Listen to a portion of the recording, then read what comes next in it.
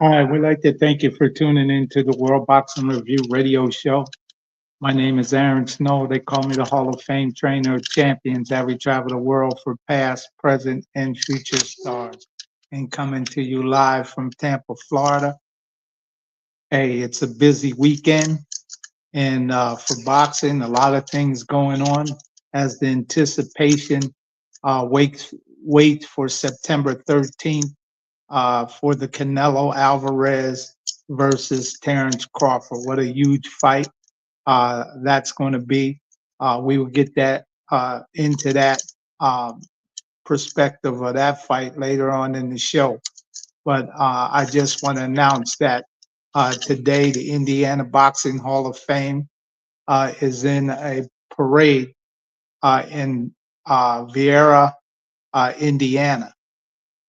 Craig Hawk and some inductees, such as the great Marvin Johnson, uh, three-time light heavyweight champion, who is the iconic figure for the Indiana Boxing Hall of Fame. He won a bronze medal in the 90, 1972 Olympics. He did, and he's going to be in that parade along with Tim Austin, a 1992 bronze medal Olympic winner that was over in Barcelona. He'll be in the parade, a former bantamweight champion, and also Larry the Legend Donald, former WBC heavyweight champion. They'll be riding in the parade as fans wave at them as they come down the street, throwing candy and shaking hands and smiles. And then at the end of the parade, they will go to the Indiana Boxing Museum where they would see artifacts and stuff from the Indiana Boxing Hall of Fame as those champions sit there and sign autographs and take pictures with boxing fans and fans from the parade, as some may be just being introduced to boxing. A lot of kids are expected to be there uh, at this parade and at the museum. So hats off to great Craig Hawk for all the great work that he's doing for boxing and in boxing to keep boxing alive and keep it moving. He has a 1992 guy with Tim Austin. We're going to see all of them guys there today. So it should be great. And I want to thank Craig. You know, I was inducted into the Indiana Boxing Hall of Fame myself for the largest gate sellout with Roy Jones versus Richard Hall. Richard Hall was my champion, and we set the record in Indiana for the largest sellout gate. And some of those artifacts are in the museum, and I hope people get a chance to see that today. So hats off to you, Craig, for the parade that the Indiana Boxing Hall of Fame is in. But the big talk, let's dig right into it. Not only the Canelo Alvarez fight with Crawford, it seems to be that the Muhammad Ali Reformed Act that was signed into law in 2000, um, where it covered exploitation of fighters, conflicts of interest, and lack of transparency in the sport.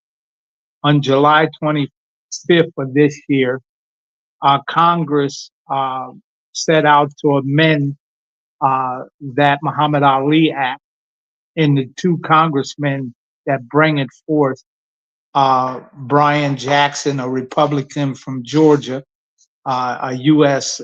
State representative in Davis, a Democrat from Kentucky, no, from Kansas, I'm sorry. They're looking to revise this act. And in this revised act of what this bill they're trying to get pushed through, it has not yet passed through the House Committee on Energy and Commerce. Uh, it is expected to fall in August on this bill to see if they can get it passed. Some of the things that they're talking about adding to or changing in this Muhammad Ali Act, I don't think the transparency where it's given promoters more right and control as they try to set up a model which the UFC has in order to pass where the promoter has the rights to control multiple aspects of the sport. And the main thing is a sanctioning body, which in the UFC, the promoter has control over the rating system if they even have one. That I think boxing works around the world with the WBC, WBA, the IBF, and the WBO. Those rating systems that they have in place are transparent. They're not only just transparent; those rating systems that they have committed over time is it works, and boxing works. Through the test of time, boxing is the oldest sport known to mankind, and because of this, they had made adjustments to things as we went through with their rating systems, the safety of boxers. And, when you talk about the safety of boxers and different rules that have been implemented and changed, there's been no other one that championed the cause of boxer safety than Jose Sulaiman, the great president of the WBC. Jose Sulaiman. He was a great advocate for safety for boxers. And so he lobbied his organization along with things that, 15 rounds, they bring the 15 rounds down to 12 rounds, not only just for television, but through study through UCLA. They found out that 12 rounds is much more safety because of the amount of time, and also with TV, it would help TV out a lot. So that them 15 round fights, them long fights, where they said those extra 3 rounds, it's just a war of nutrition, and a lot of fighters got injured and stuff in those late rounds of different fights. So Jose Sulaiman championed the cause to change those rounds and to have safety for the boxers. Hats off to Jose Sulaiman family for the great work that they continually do, such as Mauricio Sulaiman, who is now president, to champion those type of causes for safety. And even the different rules that they amended in the organization was the thumb on the glove. If people are not familiar with that, those rules about the safety of the glove, before you could open the glove all the way up like your hand, they amended the rule for thumb safety because a lot of fighters used to get thumbed in the eye, get their eye put out. And those safety measures that were taken by these organizations to make sure that the thumb on the glove was attached where you can't open the glove all the way with your thumb to stop injury to the fighter. These are some of the amendments that they made in the rules and stuff like that. And when you talk about financial stuff, that what comes to mind, the IBF, which is the International Boxing Federation, Darryl Peoples now is president of that. They had put in where boxers could in their championship fights, invest so much money in a retirement fund from there. It was tax deductible. However, it would give them like a like a pension. If they kept the money in there, they took so much out of the champion purse and put that in a fund, and over time it would accumulate, so he would have some source of retirement. That was a great thing in mind that the IBF was doing, and hopefully that those type of things that these different organizations do that are good, they should come together and create where all of them have a piece into the pie, where fighters are not being exploited financially in that aspect. And also, we want to talk about this style of sanctioning or a model that mixed martial arts have. You know, boxing, the man that fought the man that beat the man that is the man that fought the man that beat the man, you can trace those boxing organizations, their champions, way back in time. So, you know, and that's what good organizational skills does. It has lineage, it has history. You know, history and culture of all our studies are best attractive, best qualified to reward a person's research, as it takes upon the springs and the motives that spell the destiny of the human being.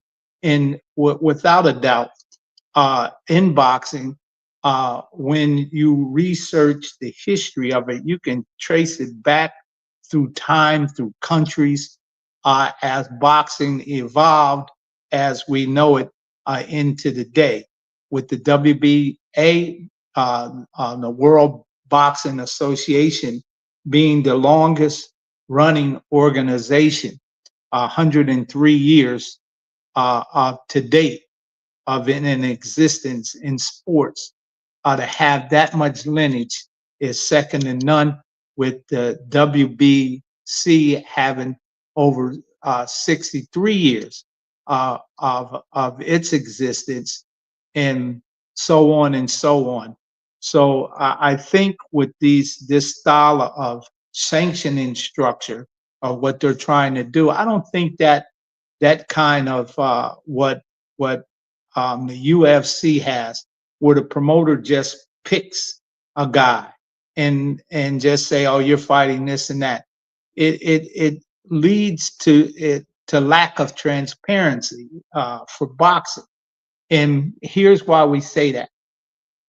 In Madison Square Garden, at the growing age of television, where a lot of money was put on the line for boxing, that helped Madison Square Garden develop into the iconic venue for sports as it is today. DeForest, who was the director of Madison Square Garden, who put these fights on, that age of television, because they wanted to control the boxing, the ratings, who fought who, and who fought on television. And with Dave DeForest, as we all know, as you look back in history, he was tied in with organized crime, with Blinky Palermo and different mob figures that helped funnel fighters to Madison Square Garden. And in that, it became dangerous to fighters in terms of, they used to talk to him, you couldn't go this many rounds, you have to take a dive, don't knock this guy out, you know, you got to carry this guy. And if you didn't play ball with them that were in control of what was known as the mob, the syndicate, you wouldn't get the big time fights on television if you weren't controlled by the mob. And these type of structured things like that, where you don't have a good rating system, it leaves skepticism of all of this, what we're talking about, them changing the rules in the Muhammad Ali Act. I think the Muhammad Ali Act, as it stands, the Reform Act, is a fundamental structure that help protect the boxers that put themselves on the line to people who come in the game with big money dreams, and the fact that in the bottom end, the boxer or the talent gets left out in the cold as under table deals are cut, you know, back pocket cash deals are put in guys' pocket. No transparency of the real money that's on the table where a guy can come and cut a real deal for himself. And as the fighters get cut out, undermined, then all the other people that are in the game get cut out and undermined. And the real winners in this are the financiers. And there's nothing wrong. Hey, look, you know, there's nothing wrong that people that put up their money, they make money. But in the bottom line, not taking advantage of the talent that puts their lives on the line for this type of entertainment. The best example is football, basketball, and baseball. Those TV deals and contracts that are cut are openly for the public to see, know about, is because it's the public that buys into this and they watch sport and play. In the same way with boxing, you know, with this Muhammad Ali Act, the transparency is right up on the table, is where fighters should know about the TV contracts and the money that's at hand, so they can try to get in a fair deal. We understand promoters take the risk to seek the reward, but you know, when guys are trying to make 100% of the money, and there's no room to give the talent the money, that there's a problem with that. You know, as you know, what's taught in business, if you're making 50 to 51% return in a venture, you're doing well. And I think the kind of money that guys are making in boxing on the top end is phenomenal, as they reach out to not only to put money in their pocket, but exposure for the other things that they do that stem off from boxing. So that bill and that act is set the end of this month or something for to be legislated in, and I don't think that the House should take a real look at that bill, because the Muhammad Ali Act is well entrenched. It should be addition to and not replace of. One thing comes to mind is about how do you enact income for boxers when they reach a certain level of competition for retirement and things like that. 401k plans and stuff like that that are set up for boxers, or a fund that helps fund retirement for boxers that have reached the championship level or reached a certain level of competition, is that they have some type of retirement fund. I think that should be implemented if they're going to amend something. Make it addition to and not replace of. And as you do that, it will help other judges, referees, and things like that that also participate in boxing be able to get small incomes from retirement for participating in the sport, trainers and managers, and that they can pay into a membership fee in order to qualify for that, for reaching a certain level. And I think it'll all work out since they're putting so much skin in the game. And, you know, these things are well needed. But hey, look, everybody's trying and everybody's biting at the bit in order for the exposure rate and things like that. So hey, look, it looks like we're going to shift gears here. Telavita Lopez and Shakur Stevenson fight is being reported that it's not going to happen. And boy, I thought that would be an exciting fight for two great fighters like that to put themselves on the line, who just fought in New York or on the undercard. That was in Times Square. I thought that was a great matchup, and I thought it would be a great fight. Styles make fight. I think both of them styles complemented each other, and I think it would have been a dynamite fight. But however, Lamont Roach versus Shakur Stevenson is on the table, and boy, I think that is just a greater fight than the Telavita Lopez fight, with Lamont Roach coming off a great performance against Gervonta Davis, and Shakur Stevenson coming off his win in Times Square in New York. I think these two, this fight here is a fight for the ages, and it will be definitely exciting to watch. So hats off to them as we talk about Gervonta Davis and Lamont Roach fight falling out. It looks like Gervonta Davis have readjusted himself as Jake Paul announces that him and Gervonta Davis are getting into the ring in November.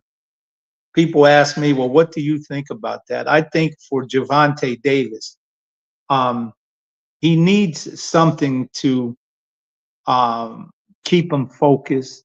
If this is what it's going to take to get him back in the ring, getting back on focus, getting back going to the level of competition that he belongs in. There's a lot of great fights out there for Gervonta Davis. He's definitely a star in boxing. With Jake Paul calling him out, he'll get the exposure that maybe he wouldn't have got in other fights, but he'll get deeper exposure to a different kind of audience, and I think that's good for Gervonta Davis. For Jake Paul, hey, look, man, Jake Paul's trying to make things happen. You know, he was calling Anthony Joshua out too, and I think Anthony Joshua is just too big a bite for Jake Paul, so he wanted a smaller bite, and the bite that he took was Gervonta Davis. You know, and I think Jake Paul should think is that it ain't the size that you win or you fail; it's the size of the fight that you got in your heart. And Gervonta Davis, he understand that little men are giants too. He may be small in size, but he's big otherwise, and he got a dynamite punch that's second to none. And if we're going to fight a baby, if the baby turned the punch over right and clip you on the chin, you will go out. So we're going to, and this is what makes these type of gimmick fights interesting. And I think that exhibition is will bring that kind of excitement to the table. And it's good to see that Gervonta Davis is trying to get himself together, because there's a lot of big fights out there for the young man. And I see he's done brushed his trunks off from trouble. He's refocusing himself. If that's what it's going to take for him to get back in the ring, go ahead and do it, and then move on to bigger and better things. So Anthony Joshua, who we just was talking about, his name was in the news with Jake Paul. Jake Paul was calling him out, and Eddie Hearns was answering the call. He said, Anthony Joshua will fight you anytime, any place, anyhow, and any will, Jake Paul. But it looks like Jake Paul can't bite that one.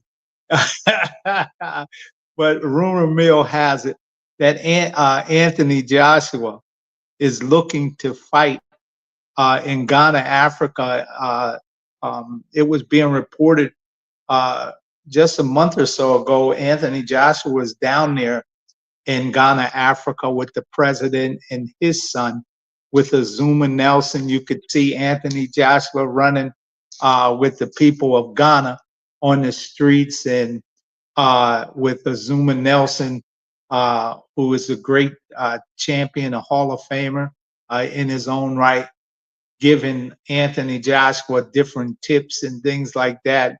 It was an exciting thing to watch as Anthony Joshua was all smiles, man. When you see a champion with that kind of smile, man, it looks like he's trying to get his head in the right place to climb back in the ring and to become that three-time heavyweight champion, which is to magnificent mountain to try to climb.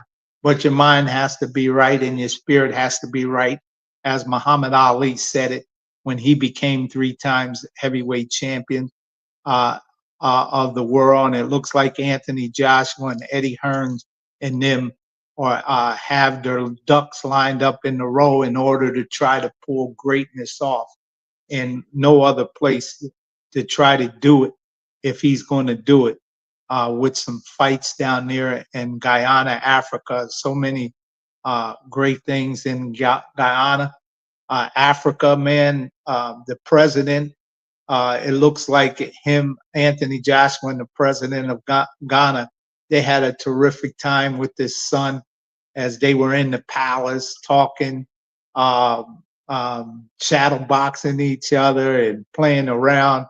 It looks like Anthony Joshua had a terrific time down there, and I hope he gets to go back down there and give the people of Ghana what they want. They just want a big fight, and if Anthony Joshua fights down there, it will be big because he's one heck of a draw, no matter where he goes, man. Hats off to you, Anthony Joshua. Hey, look, as we talk about the heavyweights, let's move into the matter of Miller versus Hunter. Miller had sent a message out that it looks like his fight is off with Hunter due to Hunter's legal trouble and all of that. You know, hey, look, man, Miller, you have to stop creating just news and stuff. You got to climb in there. Tomorrow will be 1 year since you climbed in the ring, you know, from shoulder injuries, postponement of different fights and all of that kind of stuff. Hey, man, you got to climb in the ring and make something happen, but not with Michael Hunter.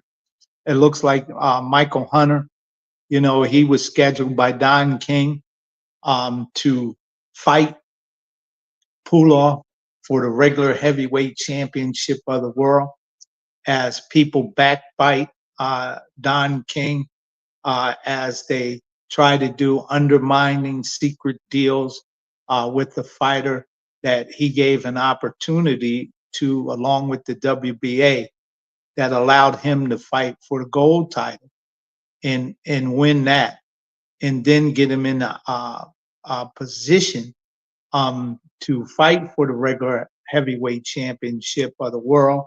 And as the purse bid was put up after Puloff and people and Don King, they couldn't come to a purse deal on the fight.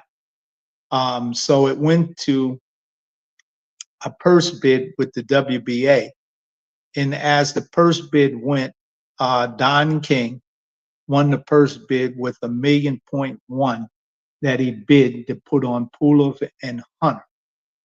You know, people want to talk, but when it came down to putting the money where their mouth is, the bid was open to everybody. Now that Don King won it, now they want to circumvent it and say, hey, look, there must be something in this fight, or why did Don King buy it? So now they want to try to go through the back door instead of they could have went to the front door and bid for the fight. So now they see that the fight is turning into something. Now they want to circumvent from Don King, who is one of the world's greatest promoters for a decade, who promoted more heavyweight champions of boxing than anyone, including Bob Arum. The number of heavyweight championship fights that Don King promoted and the fighters that he had under contract in boxing history, it's second to none. From Muhammad Ali, Joe Frazier, George Foreman, Ron Lyle, Ken Norton, Ernie Shavers, Larry Holmes, Tim Witherspoon, Bone Crusher Smith, Pinklin Thomas, Tony Tubbs, Tony Tucker, Evander Holyfield, Lennox Lewis. The list goes on and on of the great heavyweight champions that the boxing game has to offer. Don King promoted them and made where he was paying them more than that they could get anywhere else. And that was the comment of Muhammad Ali, that he said, Don King gave me more money that I could get anywhere else. So I had to go with it.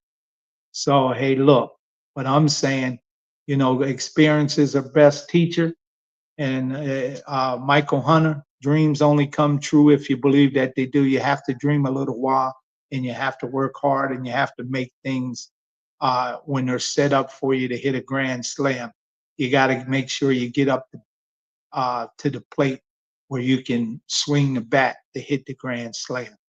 So that controversy with Miller and Hunter, that fight is off. So let's see what that entails. So coming up in September, we have the Rochester Boxing Hall of Fame induction weekend from the 19th to the 21st, as Larry Lazardi and Mark Irwin, who's vice president, as they enshrine